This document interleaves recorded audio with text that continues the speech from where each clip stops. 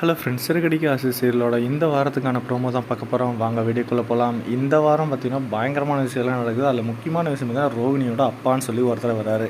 இதனால் பார்த்திங்கன்னா ரோகிணிக்கு மிகப்பெரிய பிரச்சனையே வெடிக்குது. ஏன்னு பார்த்திங்கன்னா அண்ணாமலைக்கு அவர் ஏற்கனவே தெரிஞ்சவராக இருக்கார். ரோகிணி இதெல்லாமே தெரியாமல் டேரெக்டாக உண்மையை சொல்ல இந்த இடத்துல ரோகிணி வேறு வழியே இல்லாமல் அவங்க சொல்ல வேண்டிய இந்த சுச்சுவேஷனில் போய் மாட்டிக்கிறாங்க. இதனால் பார்த்திங்கன்னா பயங்கரமான கலவரம் வெடிக்குது.